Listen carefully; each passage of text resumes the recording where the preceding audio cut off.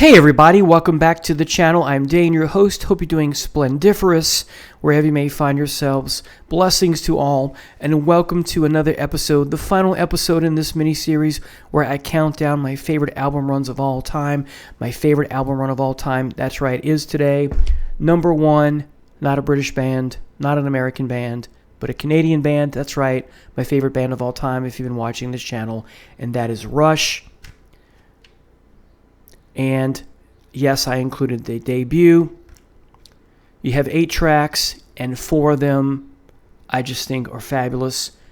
And of course, yes, I'm talking about Finding My Way, What You're Doing. Those are the 2 heavy tracks on the album, including Working Man, perhaps the heaviest track on the album because of that wonderful Zeppelin, Hendrix, Cream-inspired guitar solo from Alex Lifeson.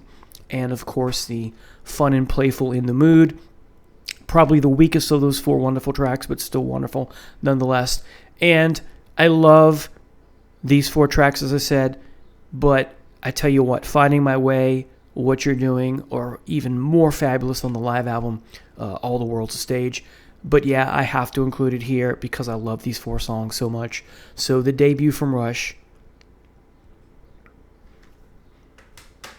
Well, let's talk about the deep cuts. Need Some Love. I like the song. I would consider it slightly above average. Take a Friend, I think, is the least favorite for me on this album, but it's okay. Here again is 7 minutes, over 7.5 minutes. I actually like the song quite a bit. It's not as good as the 4 that I mentioned that are my favorite, but I do like it.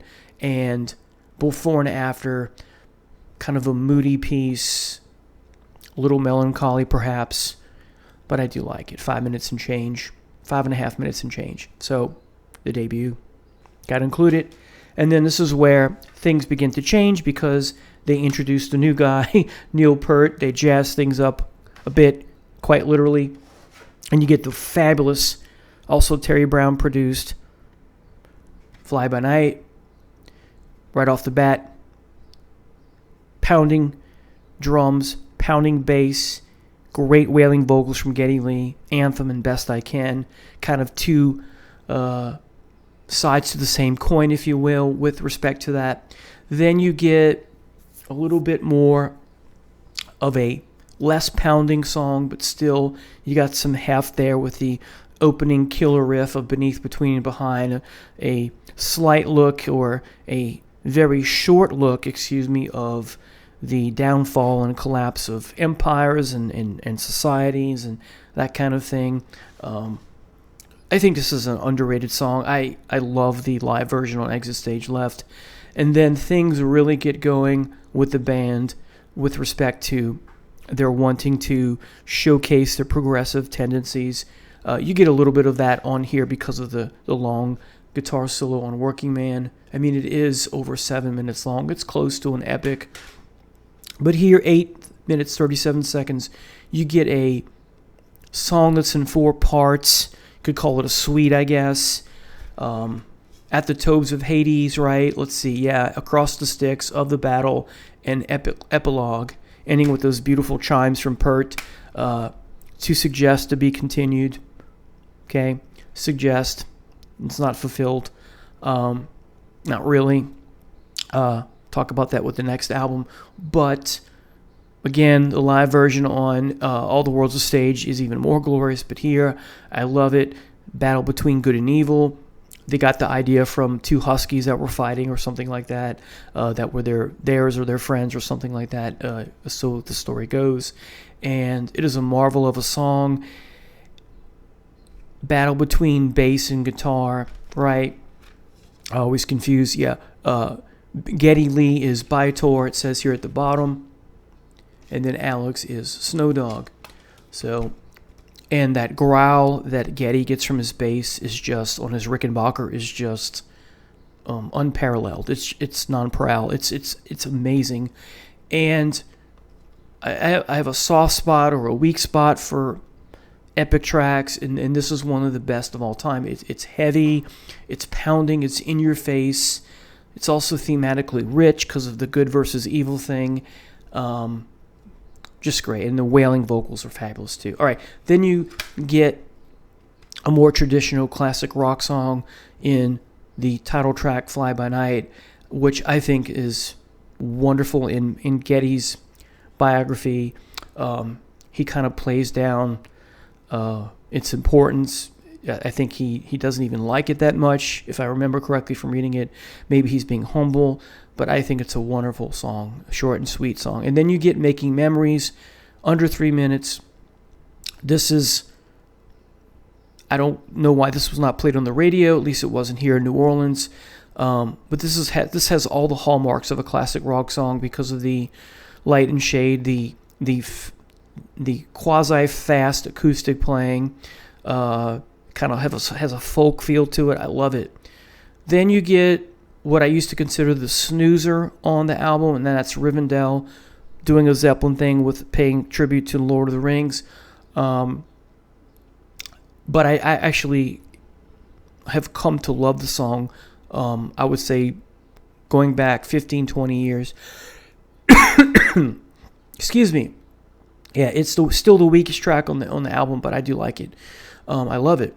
Then you get the marvelous 6 minutes and 46 seconds in the end, light and shade, because it starts off slow, and then it launches into heavier waters, and of course it comes full circle and goes back to being slow at the end. Geddy singing in the high register at times, and then the opening and closing lower register. This is a fabulous album. This is a fabulous song. What a great way to end the album. So you have a lot of different things going on here. Some hard rock with Anthem and Best I Can. Then you have just not so much of a hard rock, but maybe a quasi hard rock in tune with Beneath, Between, and Behind. And then you really get going, like I said, with the epic track, the progressive rock here with By Tor and the Snow Dog, which is borderline between hard rock and heavy metal in some facets. Then you get two classic rock style songs in Fly By Night and Making Memories, slowing down the tempo. I don't want to say soft, but some acoustic stuff there, some electric stuff there as well, but really, hits on the radio kind of thing. And then Rivendell's really folky and really slowing things down, very moody and dark piece. And then you get the wonderful classic rock sounding through and through in the end. Amazing. All right. Then we move on to Caress of Steel, moving into really progressive waters here.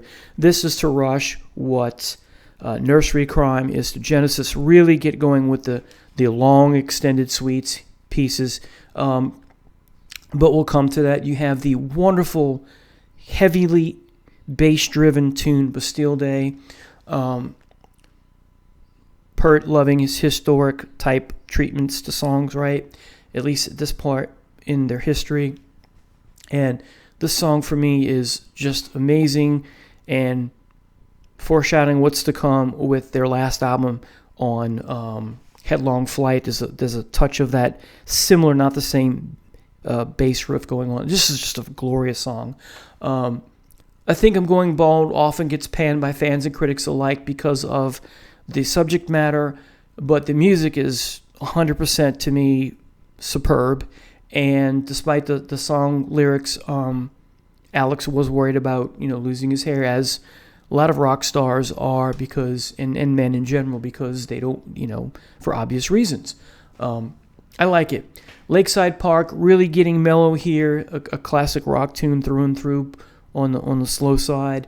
That's what rock and roll is a lot about, right? Heavy and light and shade, doing ballads or doing slower songs, moodier pieces, mellow pieces, and then doing the crunchy, heavy, and in this case, some very extended epic tracks, prog rock through and through.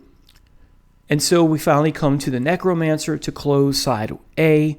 If you have this on vinyl, in 3 parts, so a suite Into the Darkness, Under the Shadow, and Return of the Prince.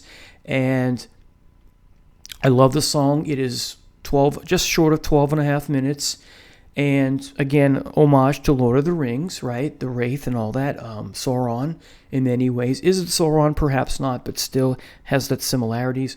And there's just a certain doom and gloom, not doom metal, but perhaps proto doom metal because of not so much the music a little bit, but because of the atmospheric soundtrack likeness to it. If you listen to the Funeral Doom band, they have an album called Mirror Reaper. Now the name of the band is eluding me. Their last album, they're going to do 2 more. It's part of a trilogy. Has these long soundtrack like epic tracks that are just marvelous. Bell Witch, that's the name of the band. And so this makes me think that that's kind of like foreshadowing that. I don't know, but it's wonderful. And so dealing with good and evil again, and this time Baitor is the hero, not the villain. I'm not sure how that works, but regardless, there it is. It takes darkness to defeat darkness, perhaps. And the best part for me that I enjoy the most, I love all of it, is Under the Shadow, because at some point you get this wonderful jam session between the 3 guys, which they're just going to town, and the whole band sounds like Led Zeppelin on steroids in this instrumental section of the song, and the whole piece. It's just dynamite, and part of that makes me think of, since Kirk Hammett was a huge Rush fan, that inspired him to do the heavy piece instrumental part. The guitar solo part on Orion on Master of Puppets. Anyway, then you get Return of the Prince, the 3rd part, which is more of a slow section after all that heaviness that took place, and it's about winding things up, getting to the resolution of the story, and dealing with the aftermath of said conflict. It's wonderful as well. Then you get a whole side of one song, side B on vinyl, which I had. You have The Fountain of Lamneth, just shy of 20 minutes, in 6 sections, In the Valley, Didax and Narpets, whatever that means. No One at the Bridge, Panacea, Bacchus Plateau, and then The Fountain, the climax of the piece. And this is definitely foreshadowing what is to come with Xanadu, because it has the same theme about the curse of immortality here. And In the Valley and The Fountain are essentially... they're essentially the same musical scores or pieces with different lyrics for the most part, and to come full circle and all that, and that lends itself to the plot of the story, not being mortal anymore and having no beginning and no end. So In the Valley, and then, between each section, in between each section, you have the motif of the ba-da, ba-da, bum, ba-da-da-da-da-da, right? And it's just so making it one unit, one song. Didax and Narpets is just a brief instrumental, 1 minute and 2 seconds, with Neil shouting out, "Listen," very captivating, and you're like, what? The first time you hear it. And then you get the marvelous No One at the Bridge section, which is very much akin to the Odyssey in the sense that the whole song really too, because here you have the protagonist, which Geddy steps into, talking about their troubled voyage, right? It's just amazing. And all the soundscapes that the band gives, especially Alex with the guitar, really gives a soundtrack feel to it, if not a soundtrack feel to it, which I think it does. Regardless, the music that he lays down on his guitars invokes the emotion and the sympathy and the atmosphere that the piece is trying to convey, and he succeeds at it 100%. Then you get Panacea, and what's beautiful about this is that you get, in the next song too, you get lyrically the traditional love song that you would expect, and yet it's not traditional because it's prog, it's progressive, and it's part of a larger story.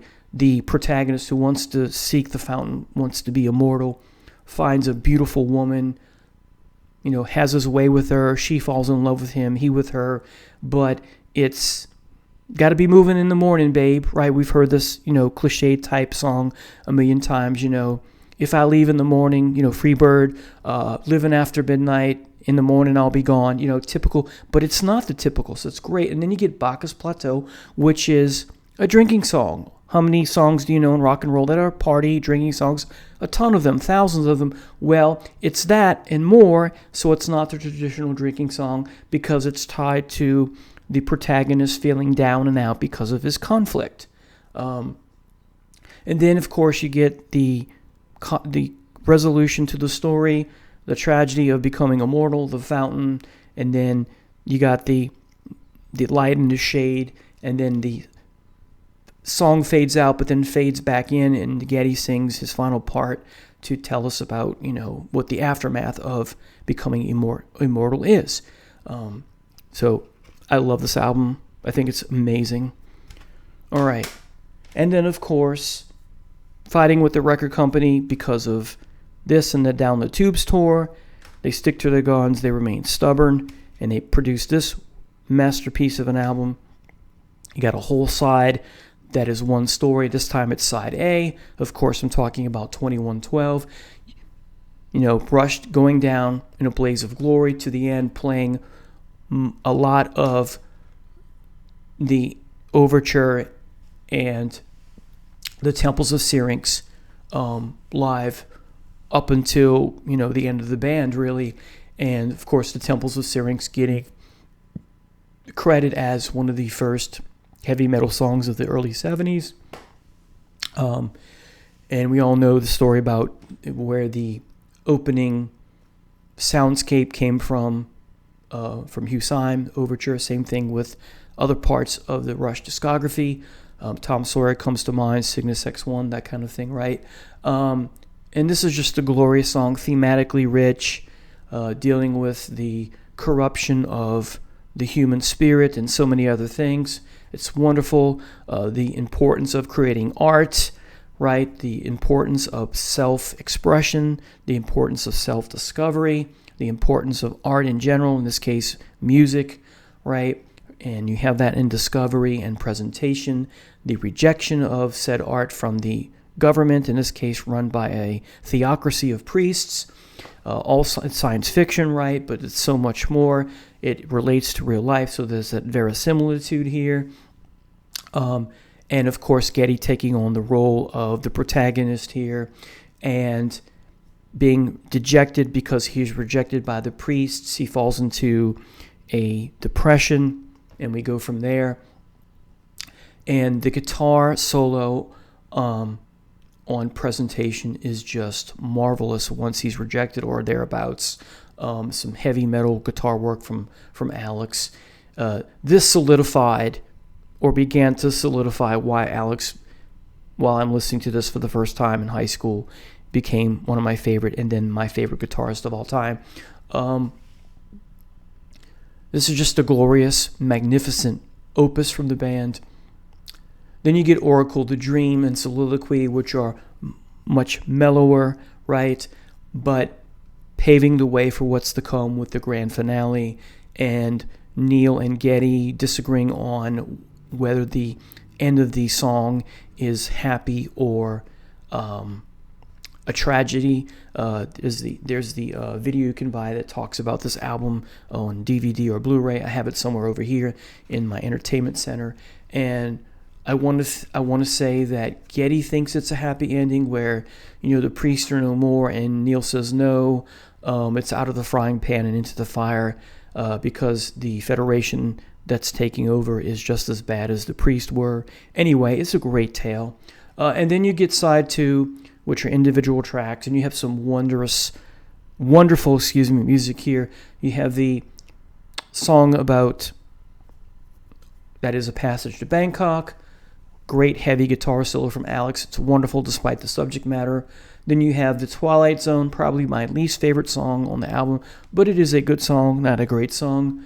Then you have Lessons, the first song written by Alex, so we're told, just shy of 4 minutes, and this is kind of a quasi-heavy song. I like it. And then you get the first song written by Geddy, lyrics-wise, which is Tears, which is so sad and yet so wonderful at the same time. And the ending can bring you to tears, literally, for some of us, at least me when I was in high school, not so much anymore, but it does move you. It is, if you have no if you're not moved by the song, you have no heart, you have no soul. And then you get the heavier Something for Nothing to close out an album, borrowing some lyrics from Ben Franklin. What a great album, 2112. My second favorite album of all time, Farewell to Kings.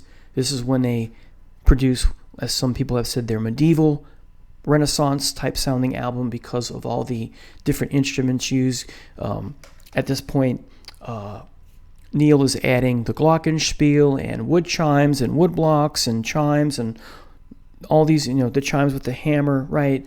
All these wonderful textures and layers, and just a thematically rich album as well, because so many different subject matters. Some of them have that classical or Renaissance or medieval sound to them. You start with A Farewell to Kings, very historic, dealing with political corruption, which is kind of a twin song to Closer to the Heart because of the lyrics that Farewell to Kings ends with. You have some wonderful drums from Neil here. This is heavy at times, quasi-heavy metal at times because of what's going on with the drums and the guitar and bass. Lyrically, it's just amazing. Again, thematically rich. One of my favorite songs of all time. I don't know why it didn't make it as part of the set list for the Moving Pictures and Exit Stage Left album. Then you get Xanadu, again, like Fountain of Lamneth, The Curse of Immortality. Neil, being the literary-minded person that he was, very well read, creating his own version of the Coleridge poem from Samuel Taylor Coleridge of the British Romantic era, the early British Romantic era. It's a wonderful song. Geddy singing with such passion and emotion, and giving and lending us to sympathize with the protagonist here and stepping into that role of the mad immortal man, right? Then you get the hit off the album, these short and sweet, Closer to the Heart, dealing with the Renaissance and medieval subject of the Great Chain of Being, know your place in society kind of thing. It's sort of that way, not quite, but it makes me think of that. Then you get it's a great song, I think. Great message. Then you get Cinderella Man, based off a movie, which I can't remember, that Neil talks about in an article somewhere or anywhere, somewhere. And this has a wonderful, blistering guitar solo. And again, Geddy not necessarily stepping into a role, but the way he sings definitely making us sympathize with this person who stands up for others. Then you get definitely a medieval sounding piece with Madrigal, 2 minutes and 33 seconds. It's about fighting dragons, but not about fighting dragons. It's a love song, really. It's beautiful. It's just a beautiful song. And then you get, like in 2112, the back into science fiction with Cygnus X1. And, of course, there's a part 2 following this, 10 minutes and 21 seconds. Definitely jazzing things up because of Neil's drums and Geddy's bass, them feeding off each other, but in a different way from By Tor and the Snow Dog. And Alex is wonderful here as well. Starts off slow, but then really picks up some wonderful Rickenbacker bass lines here. It's just an amazing piece. What a great album.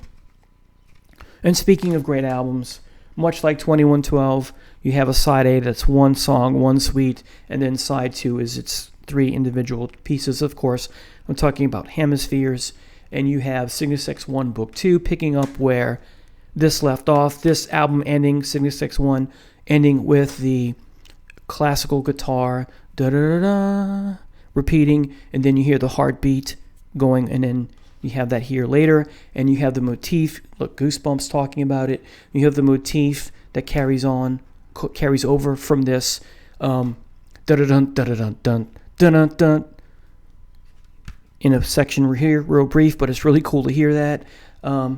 Anyway, so 18 minutes and 4 seconds, and thematically rich because of the way the song ends with a sphere, a kind of dream. We can walk a road together if our dreams are all the same, blah, blah, blah, right? Something like that. Anyway, so you have the prelude, which sets everything up.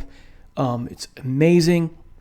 The whole piece is, you have the battle between logic and reason, Apollo, the bringer of wisdom, reason, logic, right, intelligence, and then Dionysus, the bringer of love, emotion. Hence the album cover, the naked guy is Dionysus and love, and then the guy in the suit, Apollo, bringer of wisdom.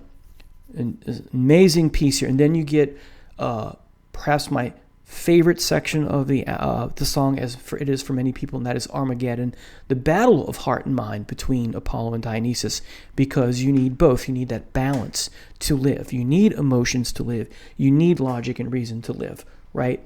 Great message here, as I said. Then you get Cygnus. This is where the Rocinante from here with the protagonist is made whole again, but this time he's immortal, and he's the one who is able to say, listen, Dionysus and Apollo, you have to work together. You need to have both. You can't lord over the people. You can't lord over the people. They need both of you. Let's figure this out, right? Great story. And then you get Getty chiming in at the end. As I said, the sphere kind of dream.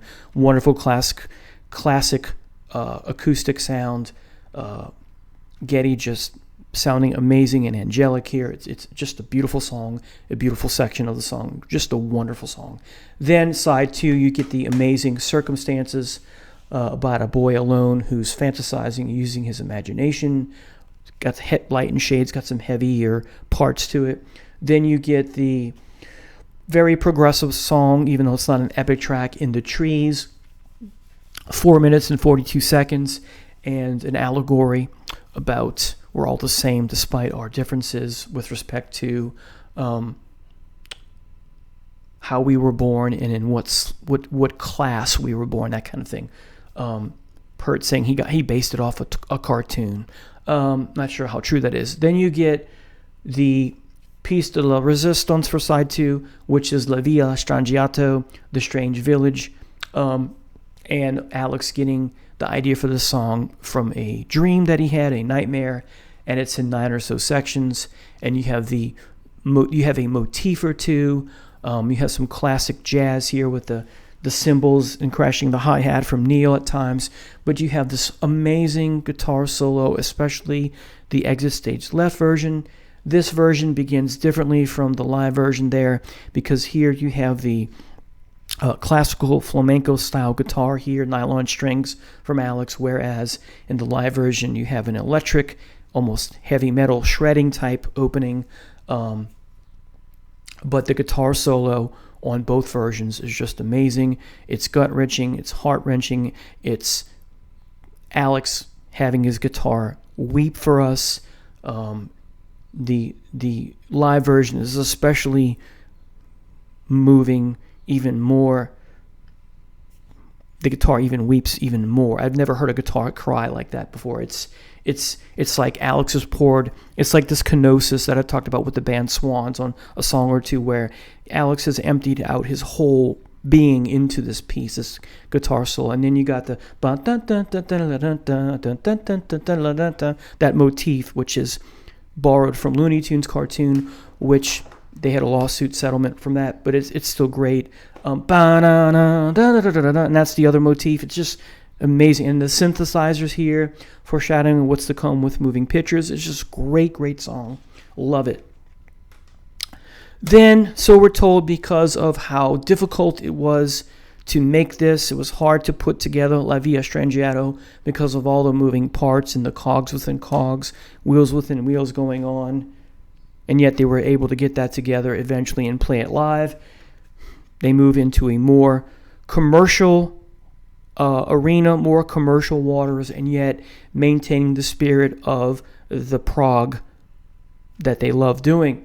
So you get the best of both worlds, and that is you get the radio hit, the spirit of radio, borrowing, I think, lyrically from Paul Simon in some capacity, just under 5 minutes. And it is a wonderful tune, but I love Free Will even more. And what I mean by combining the spirit of commerciality music with, or mainstream rock music with progressive rock, you get Free Will is a microcosm of By Torn the Snow Dog, because you have that back and forth fight battle between the bass and guitar here, and that wonderful electronic sounding or electronic mimicking sounding amazing guitar solo where Lifeson is just shredding his heart out. I wish it was a little longer, but it's amazing. I love it. Then you get very progressive rock sound, Jacob's Ladder, Light and Shade, wonderful synthesizers, wonderful message here. Geddy's voice is dynamite. The showcase of this piece is Geddy's voice and his Moog and or Mellotron and synthesizers, that whatever strings, that whatever keys type instruments he's using here, perhaps his Taurus pedals, I don't know, and I can envision the light coming out of the sky, the battle between the clouds, and it's very grandiose and orchestrative and very classical sounding, and there's a pomp and circumstance to it, sort of, not in a literal sense. It's great song. And then you get two shorter songs that are more commercially accessible with Entre Nous and different strings, and I love both of these. These are goosebump type songs. Entre Nous and different strings in many ways are very akin to love songs, but not the typical love songs you find in other music or other bands. That's one thing I love about Rush. When they do a love song, it's not the typical love song here, or it's a hint at that, right? Just great. And then back to some progressive waters with Natural Science, just a little bit over 9 minutes. Something that was originally going to be called the Gawain piece, according to Neil. Some of that became a part of this, not the whole thing, but this is a wonderful tune, very, very moody piece, but in a different way from Jacob's Ladder. There's a sense of grandeur as well, like Jacob's Ladder, but again in a different vein. And there's just this very brief guitar solo from, not even a solo, this very brief moment in the piece where Alex begins shredding, but he stops, and I'm like, no, I want more of that. But either way, it's just a great, and then you have the waves come in. The whole, I won't talk about it, but the whole album cover has like 6 or 7 different puns that ties to the album title, and one of them is kind of vulgar, but a great album. All right, next, of course, their magnum opus is Moving Pictures.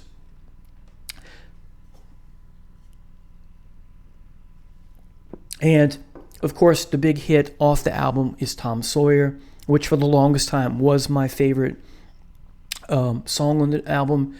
And for the longest time, side 1 was my favorite side, and it still is. But there were times when I first got this that I would not play side B after the first or second time I played it. I liked it, but I didn't love it. Now I love every song on here through and through. I love the whole album through and through. It is my favorite album of all time by them. Tom Sawyer, thematically rich, great song, and like the book, I did one of my first videos I did was on the book by Will Romano about how this became to be and how it's related to their discography, all the ones that I'm showing you here, up to and including, I think, the next album. But in Red Barchetta, my favorite song on the album now, and it has been for the last 10 or so, maybe 15 years, Geddy steps into the role of the speaker here, the protagonist, the narrator. Science fiction, because cars are forbidden in this future dystopia, right? And taking the car out for a spin based on a short story. I forget the name of it that Neil wrote. It's just, this is amazing. The opening notes are just deliver goosebumps for me, or produce goosebumps for me, excuse me. And then the song comes full circle because it returns to the notes that opened it. It's just great. And then you get the marvelous YYZ instrumental, or YYZ, based on the Morse code from the Toronto airport that Alex and Geddy, I think Alex got the idea from. And you have some, this is how you do synthesizers, folks, the right way, like in Jacob's Ladder. You don't overdo it. You don't let it be too obtrusive. It comes in at the right moment. And after that, you have Alex with that flourish from the guitar. It's just it amazingly produces goosebumps for me every time I hear it. It never gets old. A glorious instrumental. You have the breaking of glass, or the chain hitting glass sound that is just amazing. Guitar solo, 1 or 2 of them are amazing. And the band is just, the chemistry. This is just a great example of how the chemistry and synergy of this band is spotlighted here. It's a microcosm of the band in general with respect to their chemistry and synergy. Just a great tune. Next, you get another hit off the album, Limelight. Wonderful guitar solo. Alex has quite a few interviews where he talks about this, especially recently on YouTube as well. And thematically rich, this is where we come to learn about Neil's shyness or not wanting to partake in meet and greets because he can't pretend a stranger is a long-awaited friend, and I get that. And of course, lifting and changing a little bit the poetic lines from a Shakespeare play. It's either "As you like it" or "All's well that ends well," where Shakespeare says something along the lines of "All the world's indeed a stage, and we are just as players," or something like that. Okay, great song. Next, almost 11 minutes. So still doing and like this. These are very companion-esque. I listen to these often as a double album, as I do the previous two. But the Camera Eye, like the whole album, is like this in the sense that it has the best of both worlds, doing more mainstream, more accessible type music, but also being progressive at the same time because of YYZ, Red Barchetta, the Camera Eye, and even Tom Sawyer and Vital Signs as well.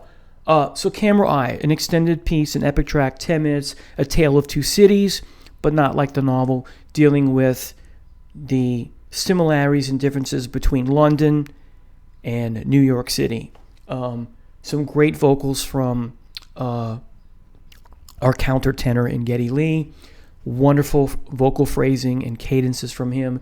The guitar playing is top-notch, and of course the drums, as expected, is top-notch. What a great song. Moody piece as well, but yet signs of hopefulness as well. Very much like Tom Sawyer, where Geddy sings something about always hopeful yet discontent. That has that flavor here as well in the Camera Eye. And then I love the way the song ends with the chiming of Big Ben, and then that segues right into the ding ding, ding ding, the chimes coming in Witch Hunt. And look at those goosebumps, folks. Wow. So, and then speaking of Witch Hunt, great Halloween song, but it's more than that because it's thematically rich because of how ignorance, and now I'm forgetting the lyrics, ignorance, prejudice, and something else, and fear walk hand in hand. And then you get those wonderful bass notes, boom, boom, boom, boom, boom, boom, right? Just great. And then da-da-da-da, goosebumps, right? Wow, what a powerful song. And then when Geddy belts out, oh, right? So it's fabulous. And then you get Vital Signs, which I don't hear it, but some people say this is got some reggae beats to it. I don't hear that reggae beats to it, but this is a song about nonconformity, kind of a theme here with the whole album, or partially with the whole album, because Tom Sawyer is about nonconformity, Red Barchetta is about nonconformity, Limelight is about nonconformity because of Neil's message about strangers, right? Witch Hunt's about nonconformity, but in a bad way because of the prejudice and the fear, right? But Vital Signs is about nonconformity in a bad way. Everyone's got to deviate from the norm. Everyone's got to elevate from the norm. Notice the incremental repetition there where the lyrics change a little bit, but the whole message is very similar because the norm, got to get away from that in some way, whether it's elevate, deviate, evolve from the norm. The message here is thematically rich. Again, what a great song. The opening has that mechanical feel, that machine feel. I remember the video. The lyrics are inspired, and there's so many different ways to interpret the lyrics with respect to nonconformity. What a great song. The drums, Neil's drums are just dynamite here. The whole band is dynamite, but Neil's drums are just, you want to air drum to the song, at least I do. So Moving Pictures, another album that has a pun to the title with the image on the front. All right. Next is Signals. There's a falling off, but I have to include this because even though these two I liked when I first heard them. I wasn't in love with them. I'm still not in love with them, but I think they're very good albums. So, of course, I'm going to include them in the run. I don't love them, but I'm close to loving them, if that makes sense. So, Signals. Subdivisions, plural, is a song that I do love. I get the message being, again, this is a song about nonconformity, but the person who doesn't fit in, right, and being rejected by society. We want our cake and eat it too, don't we, as humans? We want to fit in, but we don't want to conform, right? We don't want to not be ourselves. Unless you're Patrick Bateman from American Psycho. Patrick, you don't need a job. Why do you have one? Because I want to fit in, right? That's when it's bad. But anyway, Subdivisions is a great tune. Analog Kid, The Analog Kid, is a song that I love. Kid about growing up, aspiring to have. It's about someone's dreams, right? Aspiring to be something with themselves and to grow up and be successful, and enjoying being a kid while you can as well. And the guitar solo here is amazing. Chemistry. I love the song Chemistry. I remember reading an article long ago. I was in my 20s probably, and Geddy was talking to a fan about what was his favorite song on the album, and he said Chemistry, and Geddy went, "Really? Chemistry? Chemistry? I love it. I think it's a great song." This is so 3 songs in a row that I love. Yeah, it's very moving. It's a mellow song, but it's a Rush doing a mellow song right. Then you get Digital Man, 6 minutes and 20 seconds.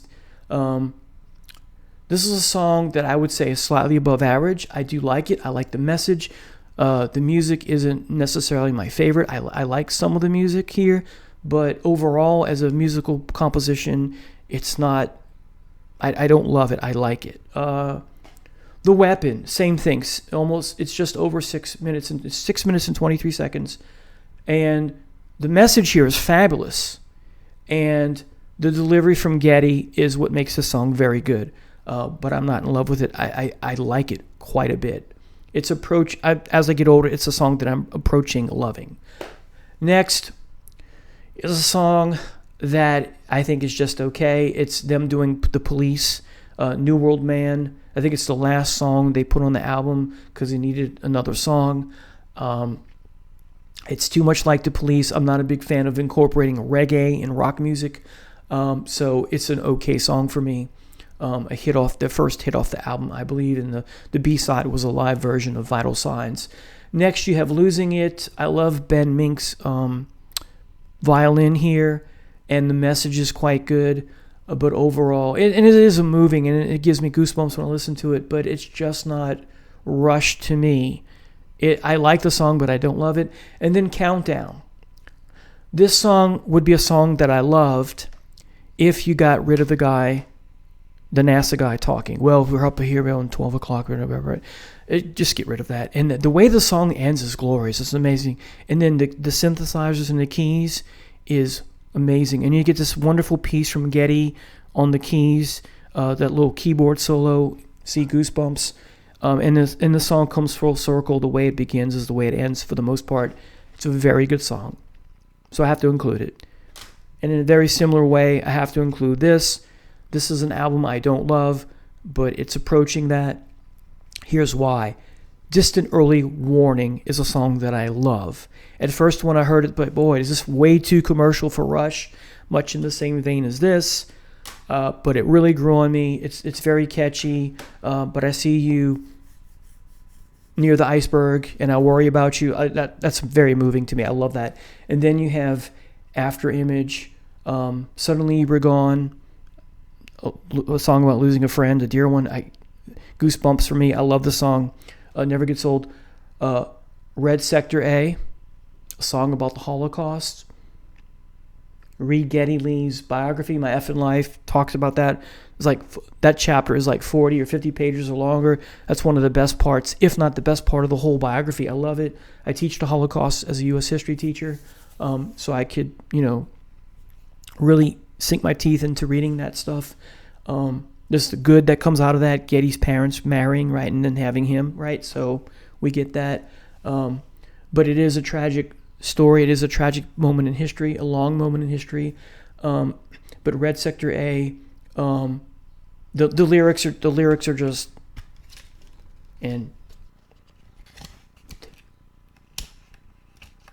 this is when they cut their hair too, especially Geddy, because Alex was shorter and so was Niels, but Geddy cut it all off. See.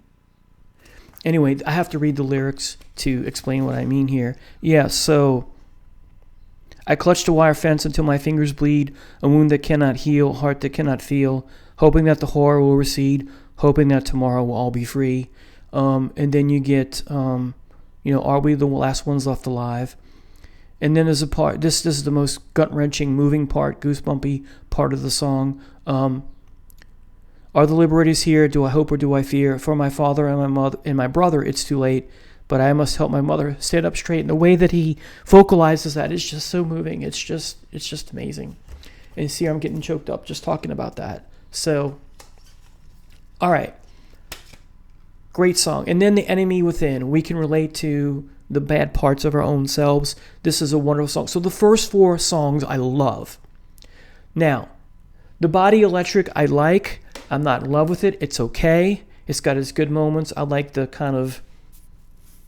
bass, the kind of bow, bow, bow, bow, bow. I like that, and I like the drums. But guitar-wise, it doesn't do anything for me.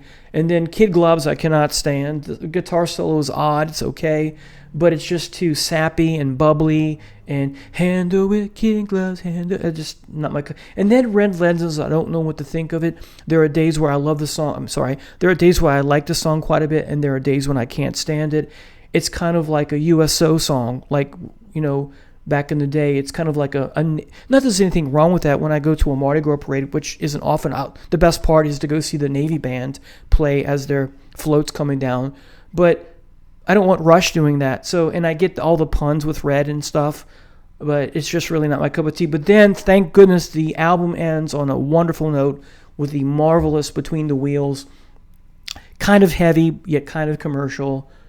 Nothing on here has prog written all over, but snippets of it, like here, especially Losing It does that stop start part in Losing It, which reminds me of Hemispheres in a way. But Between the Wheels is thematically rich. The lyrics are fabulous. Great writing from Pert, to be expected, and live it's great as well. So there you have it, folks. This is my favorite album run of all time. 10 albums in all.